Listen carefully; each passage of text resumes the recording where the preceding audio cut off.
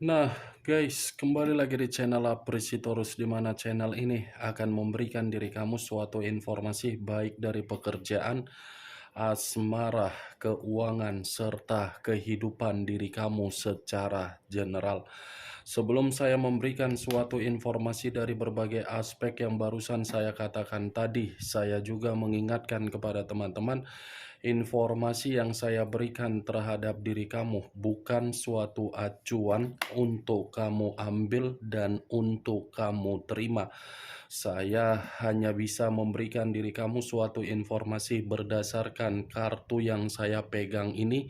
Diri kamu hanya bisa berencana terhadap kehidupan kamu, akan tetapi di balik dari informasi dan perencanaan tersebut, lagi-lagi yang menentukan adalah Sang Pencipta.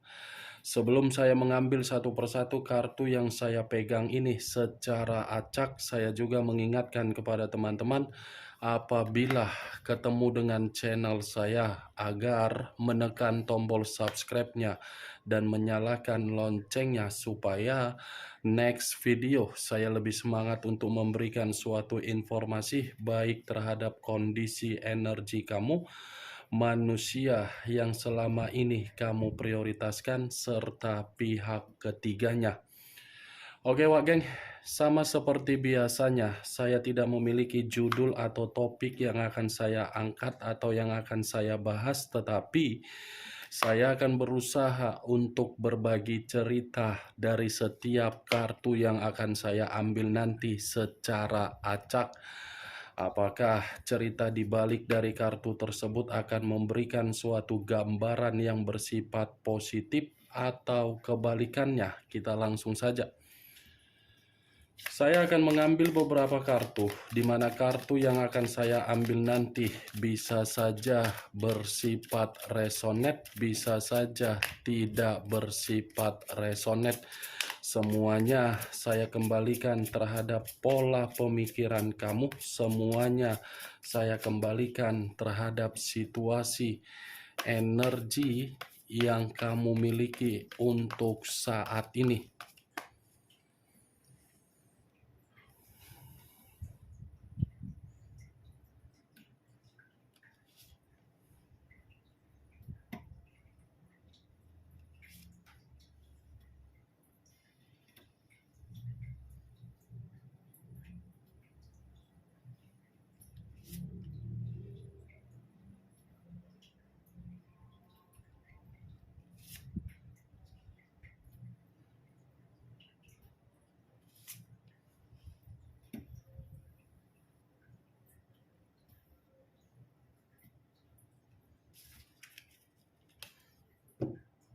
Nah, guys, di depan saya ini sudah ada beberapa kartu yang sudah saya ambil secara acak satu persatu dari tumpukan kartu yang saya pegang tadi. Apakah informasi atau cerita di balik dari kartu yang ada di depan saya ini akan memberikan suatu gambaran yang bersifat positif atau kebalikannya? Kita langsung terhadap kartu pertama. Muncul kartu ini. Sekali lagi saya mengatakan, muncul kartu yang saya pegang ini. Di mana kemunculan kartu yang saya pegang ini seperti memberikan suatu isyarat atau berbicara terhadap kondisi satu energi, yang dimana kondisi energi tersebut untuk saat ini saya melihat dan saya merasakan sepertinya masih ada satu bentuk pergerakan, tetapi pergerakan tersebut saya kategorikan sebagai situasi yang begitu sangat buruk. Kenapa saya mengatakan satu energi sangat buruk? Karena memang situasi keadaan mental sudah benar-benar dihajar dari permainan asmara.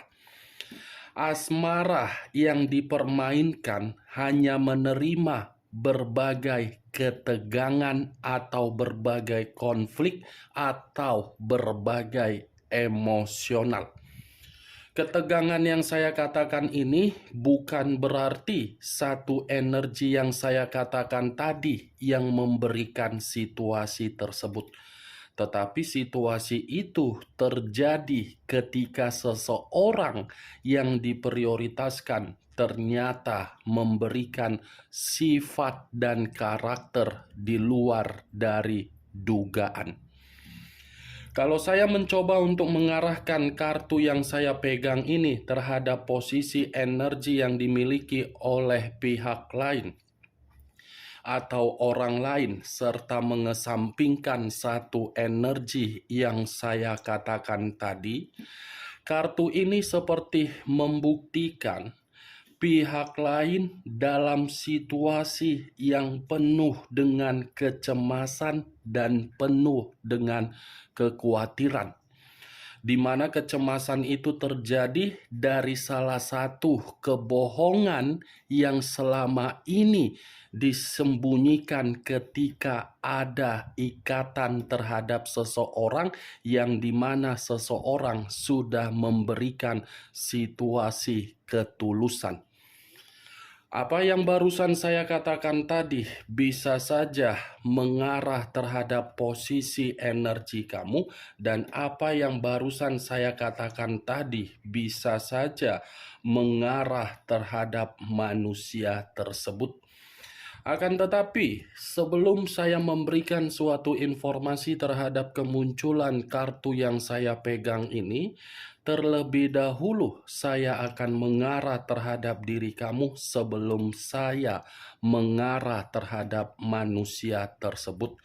Sebelum saya mengarah terhadap manusia itu, terlebih dahulu saya akan mengarah terhadap diri kamu. Di mana ketika diri saya mengarah terhadap posisi energi kamu, baik secara pemikiran, perasaan, atau kondisi batin kamu, dari ketiga aspek yang barusan saya katakan tadi, kalau seandainya saya ingin kembali melihat bagaimana perjalanan komitmen kamu, saya mengategorikan perjalanan komitmen yang ambigu. Bukan hanya ambigu, tetapi playing victim. Bukan hanya playing victim, tetapi situasi yang omong kosong. Kenapa saya mengatakan hal tersebut di dalam perjalanan komitmen kamu? Karena yang saya lihat, komitmen kamu itu hanya bisa membuat diri kamu bingung sendiri.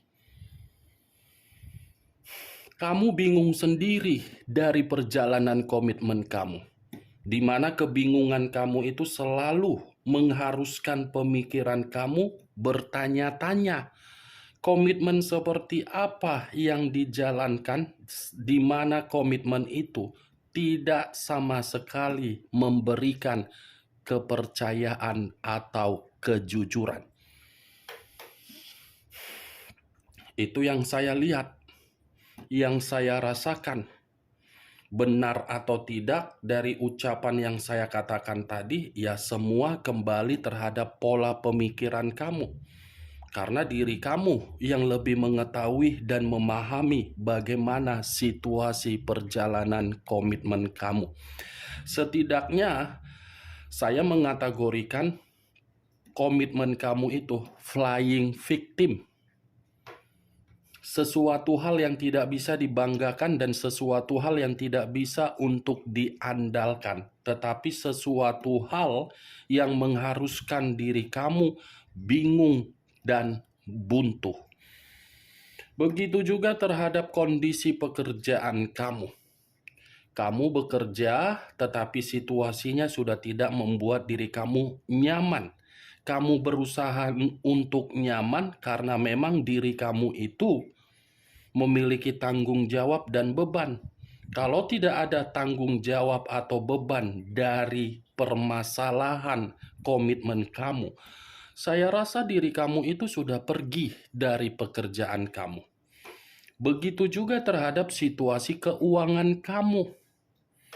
Keuangan yang hanya bersifat kebohongan, keuangan yang hanya bersifat kebodohan, di mana kebodohan tersebut berasal dari permainan komitmen kamu. Apa yang saya katakan barusan itu masih berdasarkan dari pergerakan energi kamu. Belum acuannya dari kartu yang saya pegang ini. Kalau acuannya dari kartu yang saya pegang ini, saya lemparkan kembali di dalam posisi komitmen kamu. Lagi-lagi saya akan mengatakan, komitmen kamu itu memberikan diri kamu kecemasan yang begitu sangat luar biasa. Kecemasan dalam arti apa? Coba lihat bagaimana kondisi psikologis kamu. Coba lihat bagaimana kondisi mental kamu. Coba lihat bagaimana situasi komunikasi kamu terhadap orang di sekeliling kamu. Apakah perjalanan komitmen kamu membuat diri kamu bisa terhubung di dalam situasi yang memberikan kamu kemajuan atau kebuntuan? Coba kamu simak perkataan yang barusan saya katakan tadi. Apakah perjalanan komitmen kamu itu memberikan diri kamu suatu bentuk koneksi untuk kemajuan atau malah membuat diri kamu buntu total? Kartu pertama yang saya pegang ini terdiri dari 2 pedang. Kiri dan kanan, kanan dan kiri dengan kondisi mata yang tertutup. Mata yang tertutup itulah yang saya katakan tadi kebuntuan. Pedang yang saya katakan tadi itulah sumber kecemasan kamu. Bagaimana, Wak Geng? Dari apa yang saya katakan tadi? Bisa masuk secara logika kamu? Ya, kalau menurut diri kamu bisa masuk secara logika kamu, silakan angkat. Tetapi kalau menurut diri kamu cocok, kalau tidak cocok ya tidak usah kamu angkat. Karena apa yang saya katakan tadi itu sekedar versi yang saya ucapkan. Belum tentu versi yang saya ucapkan itu bisa dibuktikan dengan diri kamu. Two of Swords terdiri dari 2 pedang. 2 pedang dalam arti apa? Komitmen kamu bercabang. 2 pedang dalam arti apa? Komitmen kamu itu 2 hubungan. Kamu satu, dia terhadap orang lain. Ketika dia terhadap orang lain dalam situasi buntu, dia datang terhadap diri kamu. Ketika dia terhadap diri kamu buntu, dia datang terhadap orang lain.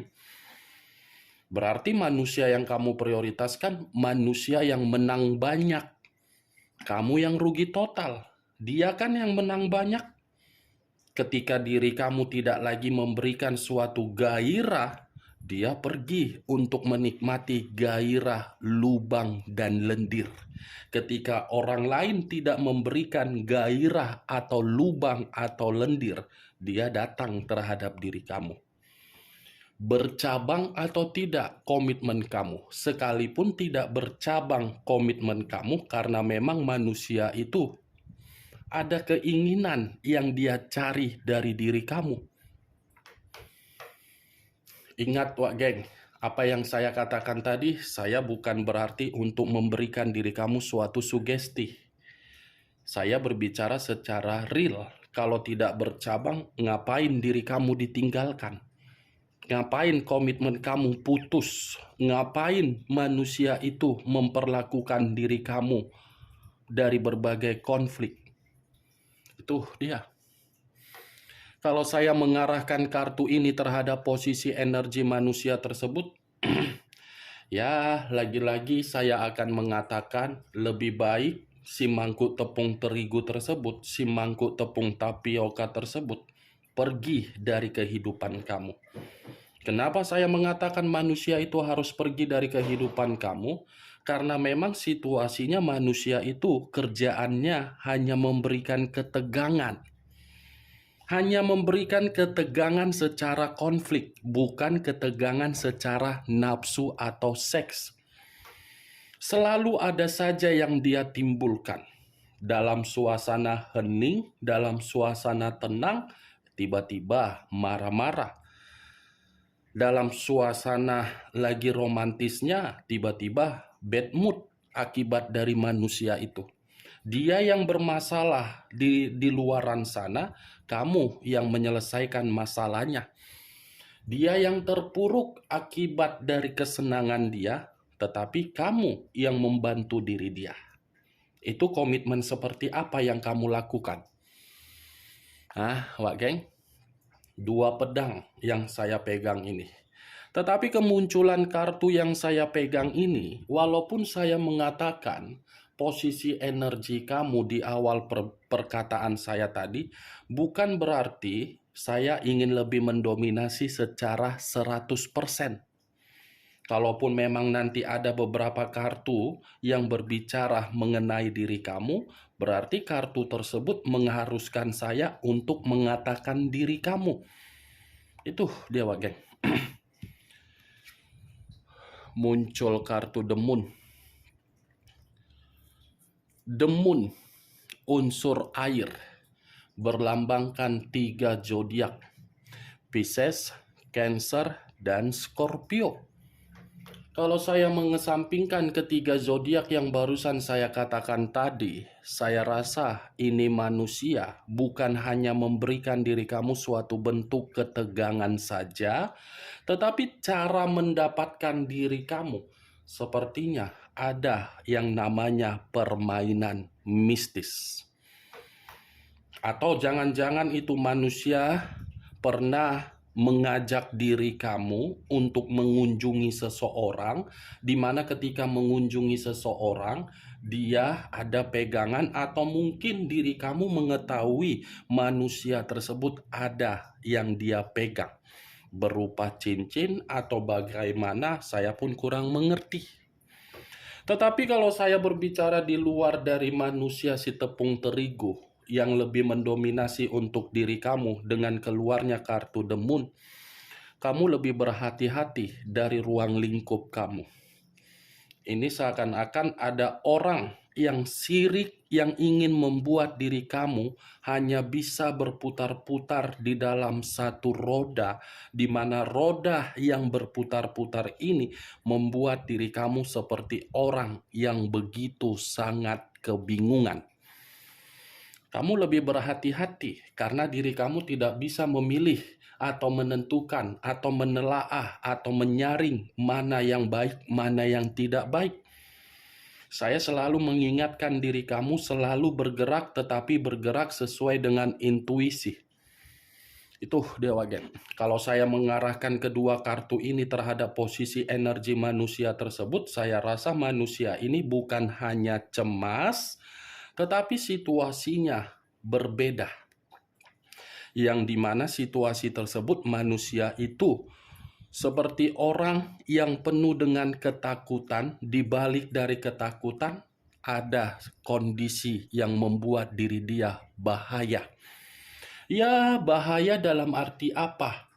Saking pintarnya memanipulatif orang, kemanipulatif yang dia lakukan terhadap berbagai orang, justru orang tidak terima dan ingin melampiaskan sakit hati.